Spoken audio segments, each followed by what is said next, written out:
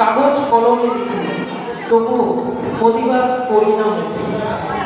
আমি হলাম পুরুষ, নিতে পারি সম্মান, পারি নিতে প্রাণ, সুরক্ষা দেবে প্রশাসন, করি যত নারী নির্যাতন।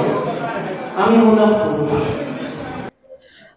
প্রথমত আজকের ওই অনুষ্ঠানে উপস্থিত হতে পেরেছি এটাই অনেক বড় ব্যাপার, কারণ রাস্তাঘাটে যা মিছিল শুরু হয়েছে, যা পথ ধর্মঘট শুরু হয়েছে, তাতে আসতে পেরেছি এটাই অনেক।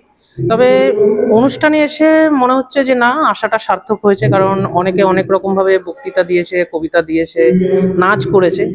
প্রতিটা লেখা, প্রতিটা ডান্স এর মধ্যে দিয়ে বোঝানো হয়েছে আজকে যে আমরা যে প্রতিবাদ করছি বা আমরা যে অন্যায়টা কিছুদিন আগে আমাদের সাথে হয়েছে তার প্রতিবাদে যে সবাই জাগ্রত হয়েছে জনগণ, এটা বোঝা যাচ্ছে। আর অনুষ্ঠান সত্যিই খুব সুন্দর, এক একজন পারফরমেন্স খুব ভালো দিয়েছে।